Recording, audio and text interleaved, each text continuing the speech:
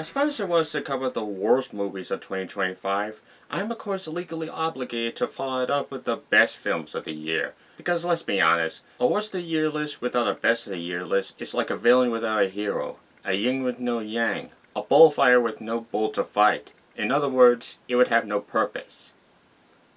Okay, maybe it does, but I gotta get to make my quote here somehow. But is this set in stone? Absolutely not. Will I see more 2025 movies down the line? Undoubtedly. But of the movies I've seen this very time, here are the ones that most stood out to me in a positive way. Some honorable mentions include Karate Kid Legends, Marty Supreme, Hamnet, Blue Moon, and Mission Impossible The Final Reckoning. Now with that out of the way, let's kick off the list with number 20.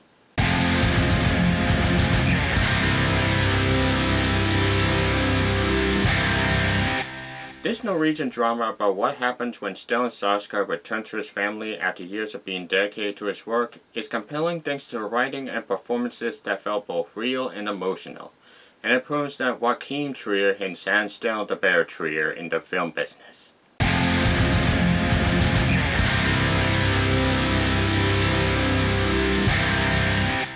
Rian Johnson's Knives Out series has gotten better and better with each film, and with a tons of religious drama that would make the average Purefix film jealous, you got a whodunit that's way up my alley.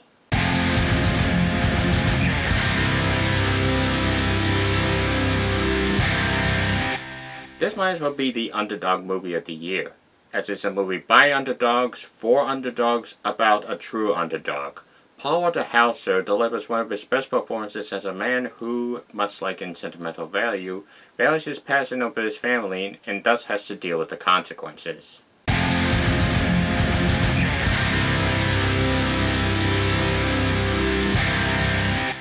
Steven Soderbergh has always been hit or miss. In fact, his other movie this year, Presidents, left so much to be desired. But this spy drama about Michael Fassbender forced to decide who to trust in his circle of co-workers certainly satisfied the heck out of me.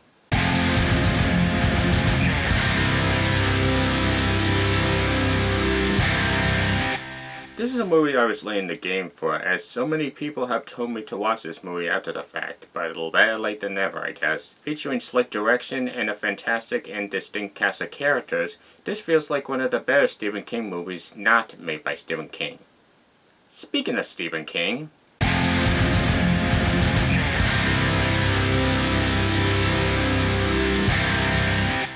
the classic 80s Schwarzenegger flick gets an Edgar Wright facelift that kept me guessing and on my toes with its mix of non-stop action and social satire on the state of entertainment, leading up to a hell of a denouement.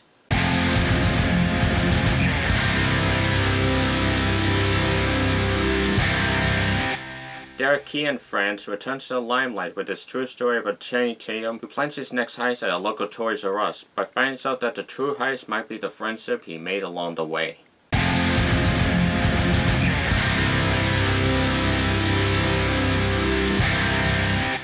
Who said parody movies are dead?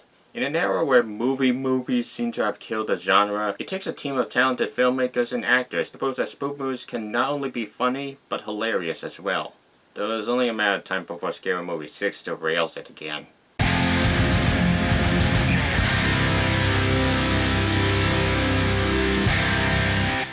Guillermo del Toro's adaptation of the classic story is not only faithful to the overall vibe and themes of humanity and playing God, but the cast and distinct visual style truly make it his own.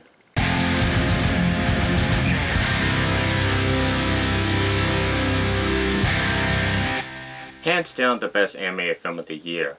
It's just a shame that Disney refused to give it a theatrical release it deserves in a sea of good to mediocre films. This movie is vibrantly animated, brutal, and emotionally compelling with its cast of characters, and this, along with Badlands, make me eager to see what Dan Trachtenberg is cooking up next.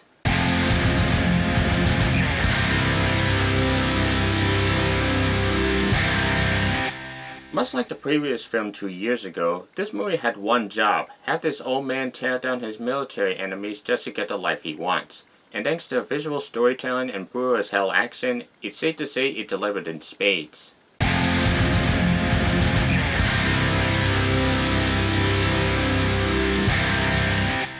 Who knew the director of most of the Hunger Games movies would be the perfect guy to helm this long in development hell Stephen King adaptation? Combining the coming of age of Stand By Me with the brutality of The Shining, this movie has something for any fan of King's works.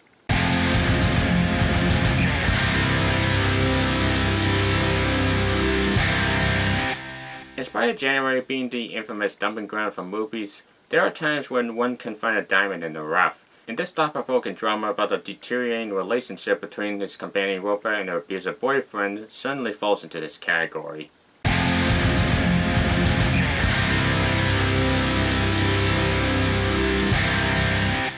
The Palme d'Or winner of the year is tightly paced and written as the moral and legal implications of revenge kidnapping and the scene of political violence start to build up to one hell of a final scene.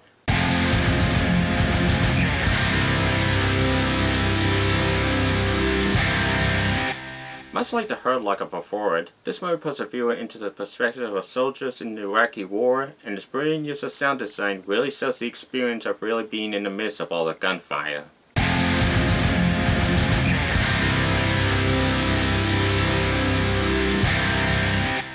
After several years of being portrayed as conflicted god among a society that either loves or hates him, Superman is once again being portrayed as the optimistic Boy Scout he was in the comics, and James Gunn's colorful vision of the DC Universe really makes the brand great again.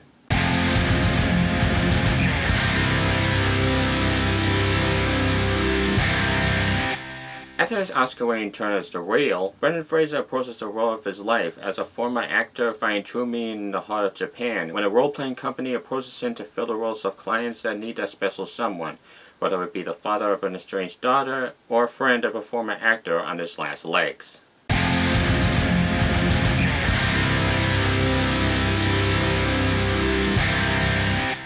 While this isn't one of my very favorite PTA flicks, the fact that this is a shoo-in to finally get him an Oscar is warranted, as the exploration of a modern rebellion is both very well acted all around, while also constantly thrilling with its tense action set pieces.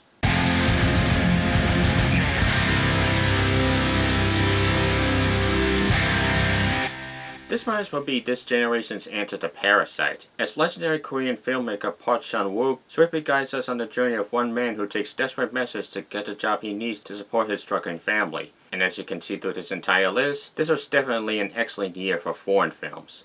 Now in terms of number one, it was really hard for me to choose the absolute best film of the year.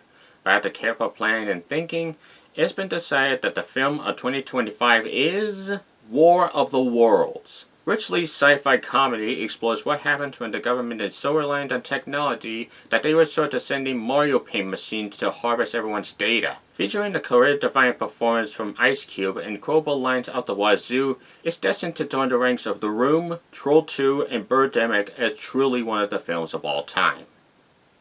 Now in terms of the best film of the year,